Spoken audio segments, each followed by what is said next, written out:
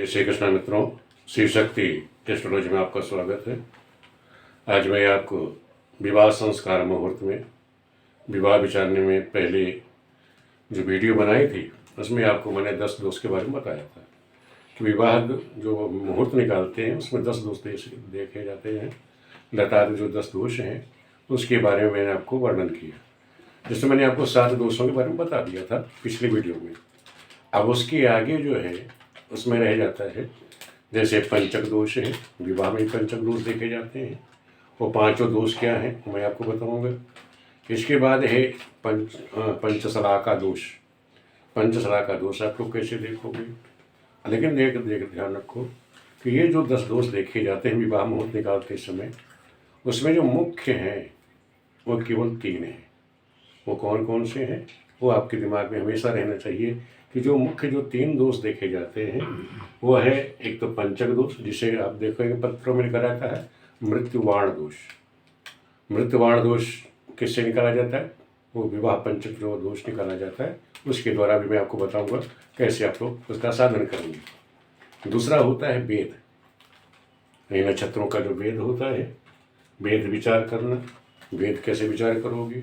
और तीसरा है क्रांति साम्य दोष। ये 3 दोष समझ लो कि विवाह में वर्जित, अगर ये दोष लग रहा है तो विवाह में वर्जित है। उस दिन वो दिन समझ लो विवाह मुहूर्त के कोई आपने तिथि ली और उसमें ये दोष लागू है तो वो तिथि छोड़ दी जाती है, फिर उस नक्षत्र में फिर विवाह नहीं होता। आप ये ध्यान रखिएगा कि कभी आप मुहूर्त निकाल रहे हैं, आपने नक्षत्र विवाह नक्षत्र तो ले लिया, लेकिन ये दोष कोई लगा हुआ है इन तीनों में तो वो डेट आप छोड़ देंगे, उसमें विवाह से संस्कार नहीं कराएंगे, नहीं तो किसी का अमंगल हो जाएगा। तो अब आप समझिए कि अब हम देखें कैसे पंचक दोष। पहले देखें विवाह में पंचक दोष विचार कैसे करते हैं। तो मैंने आपको पंचक दोष इसी में हम मृत्युवाण, मैं उदाहरण के तौर पे आपको समझाऊंगा। मैंने एक उदाहरण भी लिया हुआ है। 15 अप्रैल 2022 नए पंचांग आप लोगों के पास आ गया होगा, उसे देख लेना कि 15 अप्रैल 2022 सूर्य इस दिन मेष राशि पे 0 डिग्री का है। उस दिन का मुझे निकालना है पंचक दोष विचार। तो पंचक दोष विचार में क्या होता है कि जो गतांश होगा, सूर्य का गतांश, फिर गतांश समझ गए कि जो तिथि है उस दिन सूर्य कितने डिग्री पर है और उससे पहले जो अंश है उसको कहते हैं गतांश। जैसे सूर्य जब डिग्री कितना है उस दिन 0 डिग्री दिखा रहा है, यानी 15 अप्रैल को सूर्य 15 कितना डिग्री दिखा रहा है 0 डिग्री, तो उसका गतांश क्या होगा 29। तब ये ध्यान रखो कि जैसे हमें अब जोड़ना क्या है कि सूर्य के गतांश में पहले आप उसको 5 जगह लिख लीजिए। जो गतांश है उसे आप 5 जगह लिख लीजिए। पहले में आप 15 जोड़ेंगे, दूसरे में 12 जोड़ेंगे, तीसरे गतांश में 10 जोड़िए, चौथे गतांश में 8 जोड़िए और 5वीं जगह 4 जोड़िए। इस तरह गतांशों में जो सूर्य का गतांश है उसमें 15, 12, 10, 8 और 4 इसको आप जोड़ दीजिए। जो योग आया उसको आप 9 से भाग करेंगे। 9 से भाग करने पे जो शेष बचेगा वो पंचक दोष आदि का विचार किया जाता है। जो शेष होता है, अगर शेष आपका 1 बचता है तो वो रोग पंचक कहलाएगा। शेष आपका 2 बचता है तो अग्नि पंचक कहलाएगा। शेष आपका 3 बचता है तो राज पंचक कहलाएगा। शेष आपके अगर 4 है तो चोर पंचक कहलाएगा। शेष आपका अगर 5 बचा तो मृत्यु पंचक कहलाएगा। इसी मृत्यु पंचक को ही मृत्युवाण भी कहते हैं। ये विवाह में वर्जित है, ध्यान रखो। अगर शेष आपका 5 आ गया तो ये मृत्युवाण माना जाता है, ये विवाह में वर्जित माना गया है। अगर शेष आपका 6, 7, 8 शून्य आ जाए तो वो शुभ होता है। ठीक है, तो ये तो हो गया पंचक देखना। अभी देखा आपने मैंने आपको बताया कि शेष 5 आ जाए तो ये मृत्यु पंचक के विवाह में देखा जाता है। बाकी जो पंचक है जैसे रोग पंचक 1 आ गया, ये बीमारी है कि कोई बीमार पड़ता है उसमें देखना चाहिए। अग्नि पंचक का विचार हम किस में करते हैं? मकान बनाने में। राज पंचक कोई राज्य का काम से संबंधित राजकीय कर्म के बारे में हम जा रहे हैं, वहाँ विचार करिए, मुझे मेरा शुभ होगा शुभ होगा। चोर पंचक का विचार हम यात्रा में करते हैं कि हम यात्रा करने जा रहे हैं और ये जैसे रोग है, किसी दिन रोग पंचक लगा, उस दिन कोई भी आदमी बीमार पड़ गया, उसका चंद्रमा खराब है तो समझ लो उसके लिए वो ज़्यादा रोग भयानक होगा। अग्निपंचक है, लगा हुआ है, उस दिन आप कोई मकान संबंधी कार्य करते हैं तो वहाँ कोई विघ्न बाधा जरूर आ जाएगी। चंद्रमा खराब है उस दिन तो जरूर आ जाएगा। राजपंचक है, लगा हुआ है, उस दिन आप कोई प्रशासनिक कार्य करने जा रहे हैं तो वहाँ चंद्र बाधा जरूर आ जाएगी। चंद्रमा आपके खराब है तो जो दिक्कत आ जाएगी। इसी तरह शेष आपका चार आ रहा है, रोहित और अनिचोर पंचक लगा हुआ है, आपने यात्रा शुरू कर दी, उस दिन आपकी चंद्रमा भी खराब है तो निश्चय ही कोई न कोई हानि आपकी अवश्य हो जाएगी। तो इस तरह से आप लोग जो है ये पंचक दोष का विचार देखेंगे। तो ये आपको बता दिया मैंने।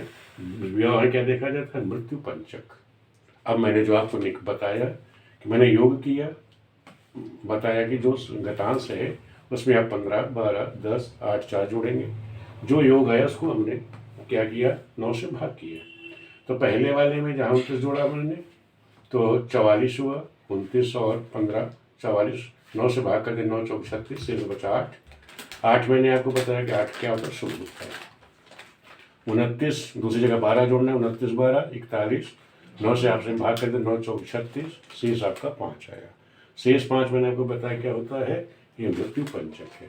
अब इसका मतलब है कि 15 अप्रैल ये जो हमने डेट निकाली है उस दिन मृत्यु पंचक योग बन रहा है। तो ये विवाह के लिए ये डेट जो है अशुभ है, इसमें हम जो है विवाह कार्य नहीं कर सकते। अब दूसरा है 29 और 10 39, 9 से भाग किया 9 चौक 36, शेष आया 3। 3 क्या है? 3 मैंने आपको बताया था किस लिए अशुभ होता है। 3 होता है शेष राजपंचक। आप कोई राज्य कार्य करने जा रहे हैं तो वहाँ के लिए भी ये अशुभ है वो डेट। फिर 29 और 8, 29 8 हो गया 37, 9 से आपने भागे 9 चौक 36, शेष आपका क्या? 1। 1 क्या होता है? रोग पंचक। कोई आदमी उसका चंद्रमा खराब है, वो बीमार पड़ा है तो बीमारी संबंधी अस्पताल संबंधी उसको प्रॉब्लम आएगी, तो उसमें हम विचार कर सकते हैं। 29 और 4 जो 5वीं जगह जोड़ा हमने 33 हो गया, 9 से भाग करें आपने 9 तक 27, शेष आपका 6 शेष आपका शुभ होता है। तो इस तरह से आप जो है पंचक दोष का विचार करेंगे। अब दूसरा आप समझ लीजिए पंचशला का वेद विचार। पंचशला का वेद विचार आप कैसे करेंगे कि 5 खड़ी लाइनें बनाइए, 5 अड़ी लाइनें, फिर कोनों को जो है 2-2 रेखाओं से आप मिला दीजिए। आप जानते हैं ऊपर की दिशा पूरब, पश्चिम, उत्तर, ये दिशाएं दक्षिण है। ईशान कोण में ये जो रेखा आप किया ये डबल, तो वहाँ कृतिका से प्रारंभ करेंगे और पूरे 28 नक्षत्र अभिजित को लेकर 28 नक्षत्रों को उस रेखा पे लिखते जाएंगे। जैसे ईशान कोण हमने कृतिका से शुरू किया, कृतिका, रोहिणी, मृगशिरा, आद्रा, पुनर्वसु, हस्तलेखा, मघा, पूर्वा फाल्गुनी, उत्तरा फाल्गुनी, हस्त, चित्रा, स्वाति, विशाखा, अनुराधा, ज्येष्ठा, मूल, पूर्वाखाट, उत्तराखाट, अभिजित, श्रवण, धनिष्ठा, सतविका, पूर्वा भाद्रपद, उत्तरा भाद्रपद, रेवती, सतविका, अश्वनी और भरणी। इस तरह से आप 28 नक्षत्रों को यहाँ रखेंगे।